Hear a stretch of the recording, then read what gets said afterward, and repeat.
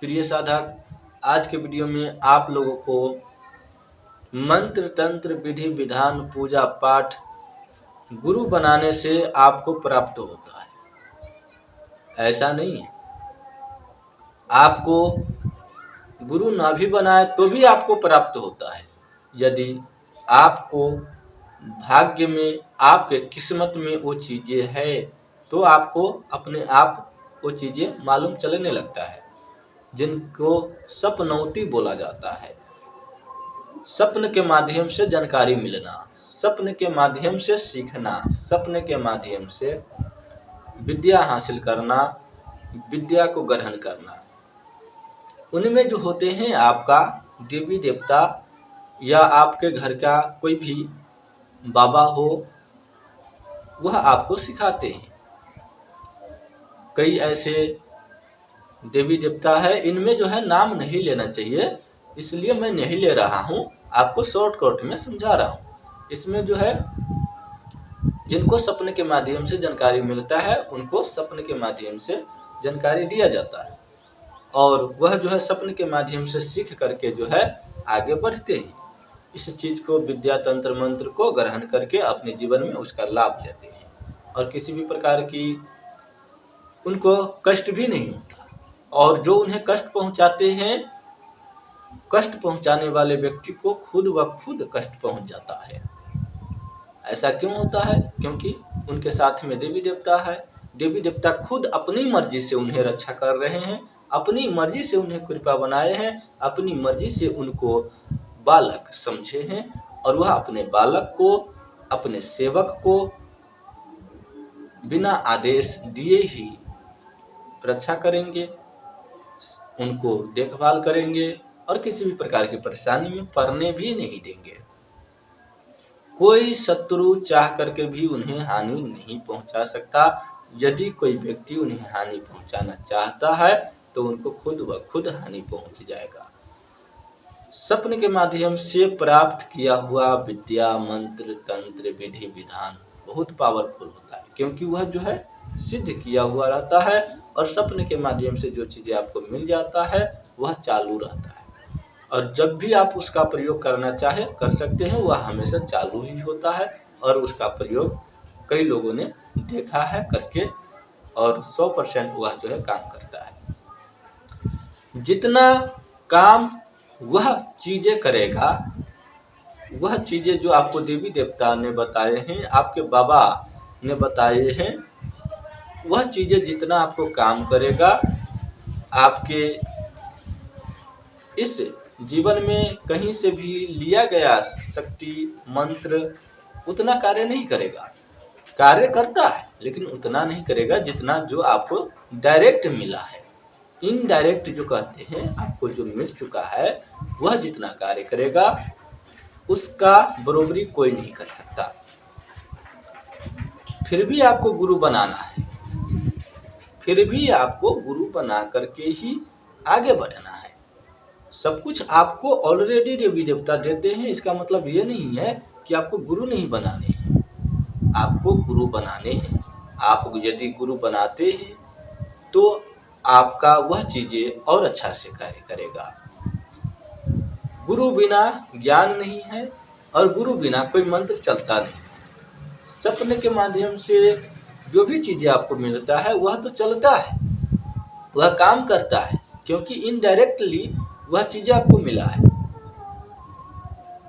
लेकिन आपको और भी चीज़ें जानना है जो आपको इनडायरेक्टली नहीं मिल सकता, इसलिए आपको गुरु बनाना होगा। यदि आप गुरु बनाते हो तो एक अच्छा गुरु ढूंढ करके बनाए। यदि एक अच्छा गुरु आपको मिल जाते हैं तो वह आपको अच्छे अच्छे ज्ञान देंगे। यदि वह आपको अच्छे अच्छे ज्ञान देते हैं, उन ज्ञानों को अपने जीवन में उतारिए। जैसा आदेश गुरु जी देते हैं उनका आदेशों का पालन करिए, और फिर देखिए आपका शक्ति कितना ज़्यादा काम करता है।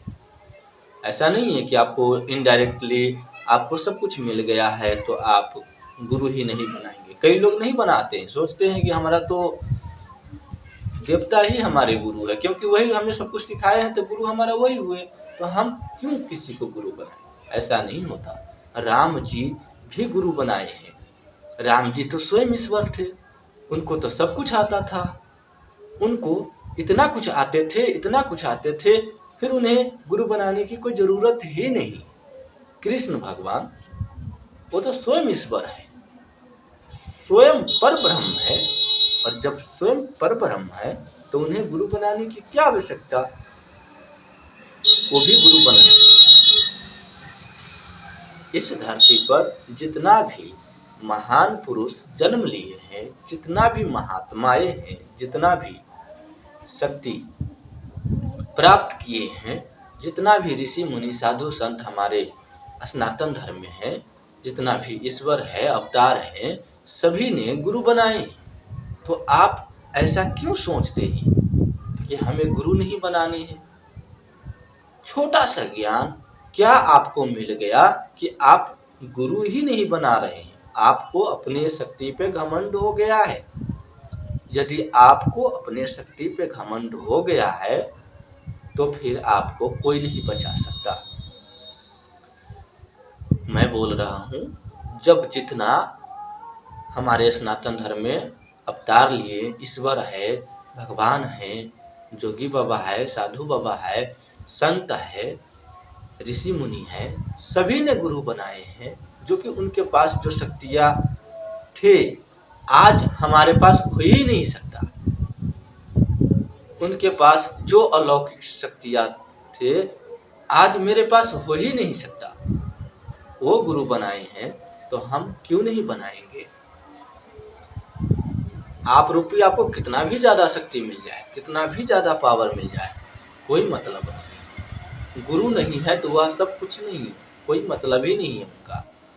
गुरु यदि आपका होते हैं तो आपका जितना भी ज्ञान विद्या हासिल किए हैं उन सब का महत्व और कार्य करने का तरीका होता है।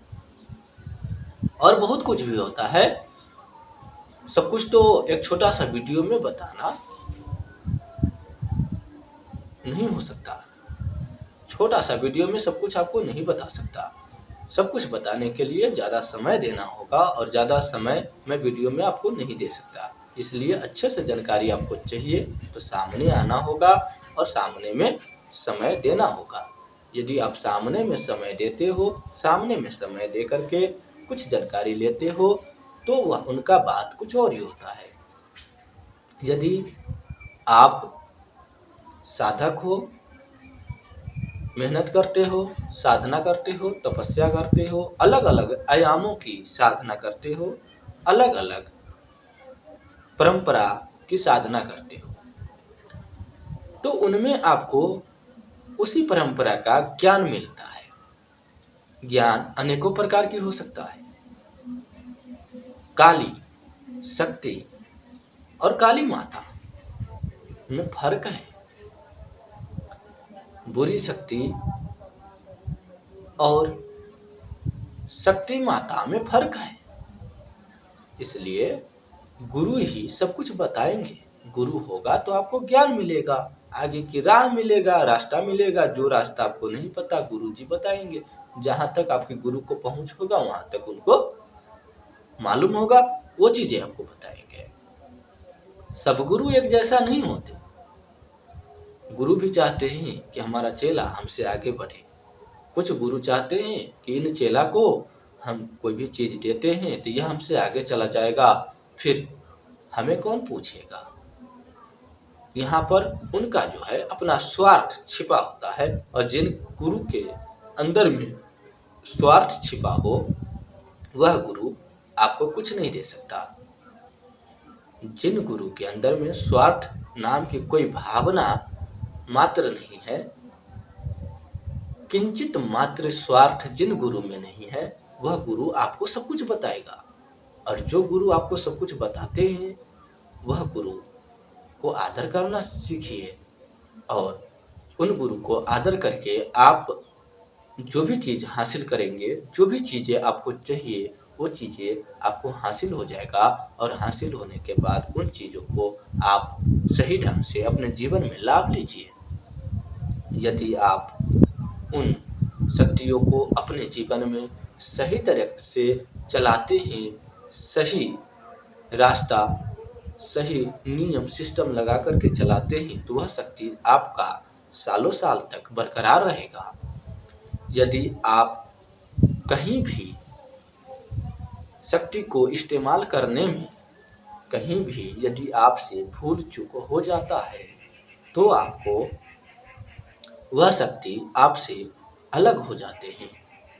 जैसे कि परि सूक्ष्म शक्ति होता है, परि नाजुक शक्ति होता है। यदि आप परि की साधना करते हैं और परि को हमेशा यूज करते हैं, तो वह आपको छोड़ के चले जाते हैं, चाहे वह कोई सा भी परि हो। इसलिए सभी शक्ति का अलग अलग सिस्टम और नियम और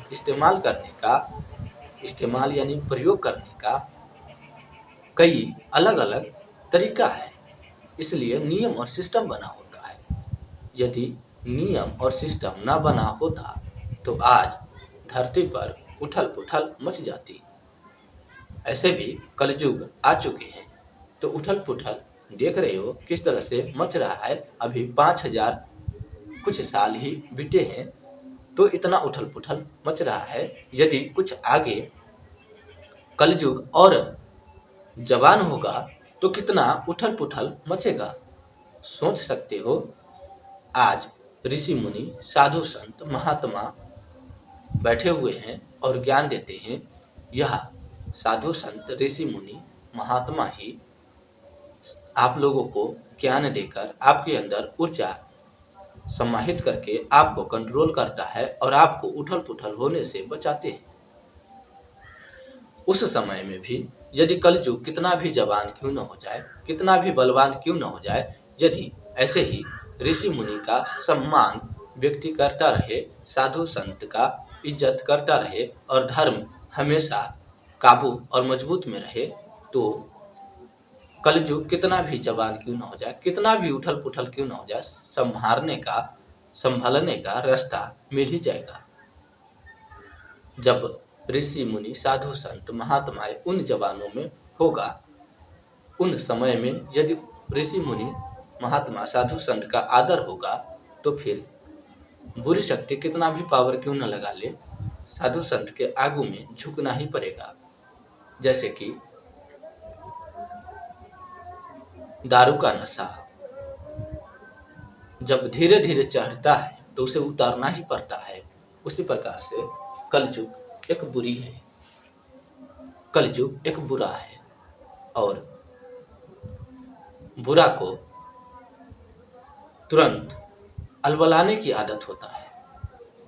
कलयुग को यानी कि बुरा शक्ति को हुलबुलाने की आदत होता है, और जो हुलबुलाता है वह पछड़ाता भी है।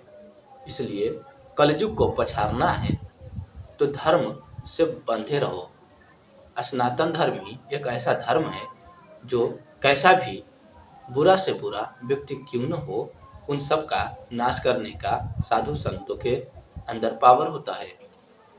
यदि आप लोग इन बातों को अच्छे से सुनते हैं तो आपके अंदर एक ऊर्जा का संचार होता है। यदि हमारे इन बातों को ध्यान से सुनते हैं तो आपके अंदर अलौकिक शक्तियाँ जागृत होता है, और जागृत होने के बाद आपको कलयुग यानी कि आपका बुरा सोच खत्म हो जाता है। और जैसे ही आपका बुरा सोच खत्म होता है, आपका जीवन में आगे बढ़ने का रास्ता दिखाई देने लगता है।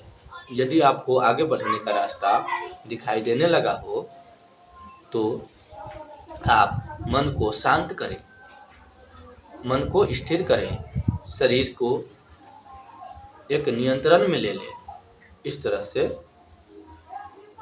और शरीर आपका नियंत्रण में है तो आपके शत्रु जो आपको दिखाई नहीं देते हैं, कितना भी ज़्यादा पावरफुल है, कितना भी ज़्यादा कठोर है, शक्तिशाली है, यदि शरीर आपका अपने काबू में है, आपके काबू में है आपका शरीर, तो आपको कोई प्रभाव नहीं पड़ सकता है आपके ऊपर।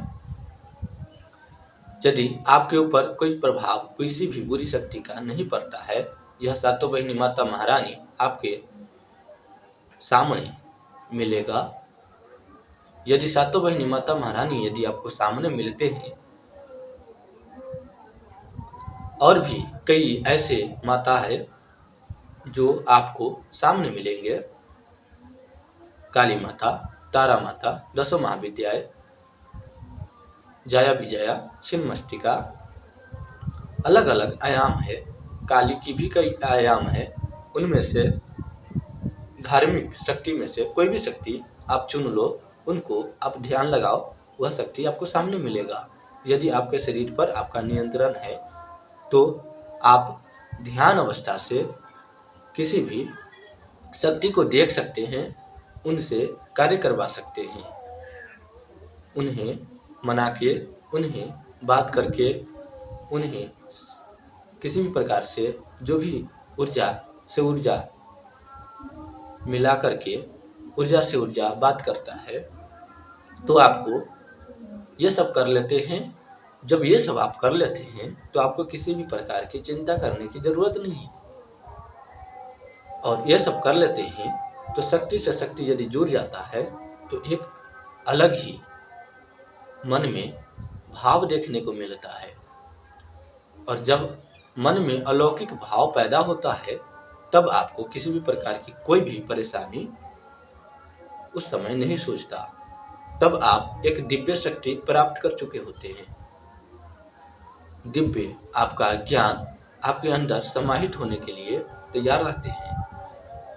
जब आपके अंदर दिव्य ज्ञान समाहित होने के लिए तैयार है तो उन्हें ले लो, उन्हें अपने अंदर समाहित होने के लिए अपने को तैयार रखो। जब आप इतना करने के लिए अपने को तैयार रखते हैं तो आपको वह दिव्य ज्ञान, दिव्य शक्ति, अलौकिक पारलौकिक ज्ञान आपको मिल जाते हैं।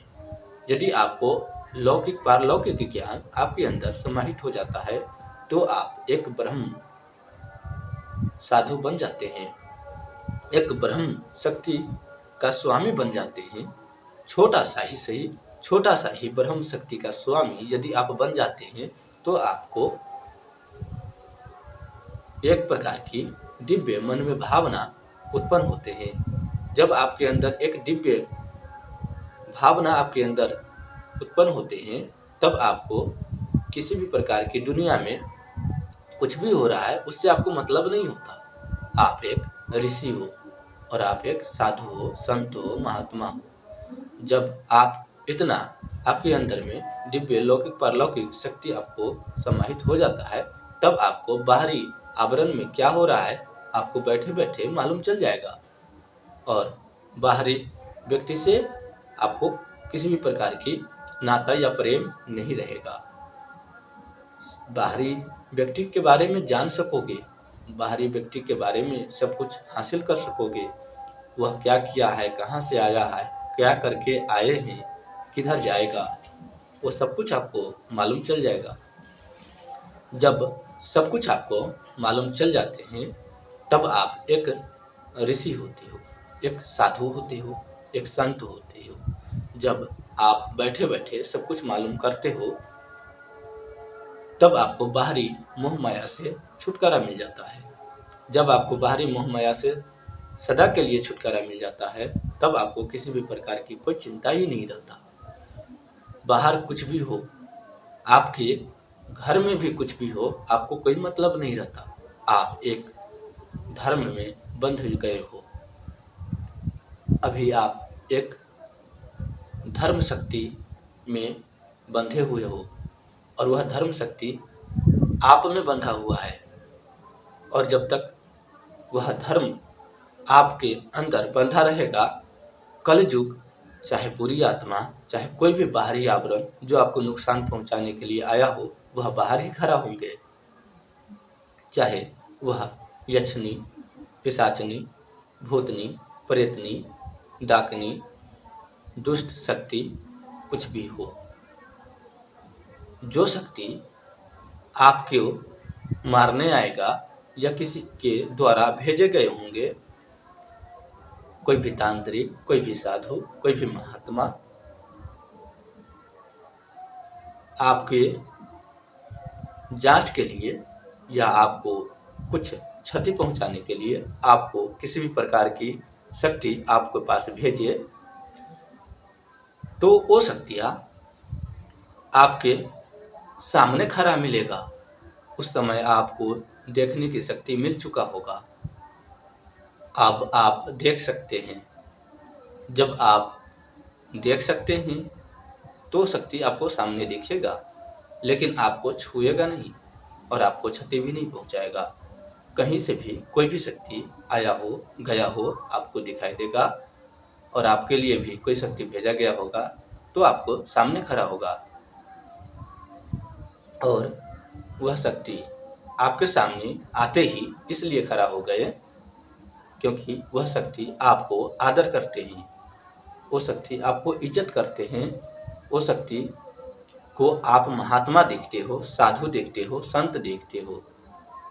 आपके अंदर दिव्य शक्ति धर्म से जो आप बंधे हो, इसलिए जो भी शक्ति बाहरी से आया वह वहीं खड़ा हो गया। वो इसलिए कि आप एक धर्म हो, आप एक धार्मिक शक्ति से जुड़े हो, आप एक शक्ति से जुड़े हो, आपके अंदर दिव्य शक्ति है। और जब तक आपके अंदर दिव्य शक्ति है तब तक कोई भी बाहरी शक्ति आपको नुकसान नहीं पहुंचा सकता। वही दिव्य शक्ति आपको सब कुछ बताएगा और अच्छा करेगा। और आपके सामने कोई भी शक्ति आता है तो वह आपको वहीं खड़ा होकर के वहाँ से चला जाएगा, आपको तनिक भी क्षति नहीं पहुंचाएगा। वह शक्ति को ऐसा लगेगा कि आप एक ऋषि हो, साधु हो, संत हो। वो शक्ति को मन में ये विचार आने लगेगा कि हमसे बढ़ करके आप है। उन शक्ति को ऐसा लगेगा कि हमसे बढ़ करके आप है, और जब हमसे बढ़ करके आप है तो आपको हम हानि पहुंचाने के लायक भी नहीं है, तो हम हानि क्यों पहुंचाए। ऐसा इसलिए कि आप के अंदर जो दिव्य शक्ति है वो दिव्यता का ऊर्जा उन शक्ति के मन को दिव्य में भर देता है।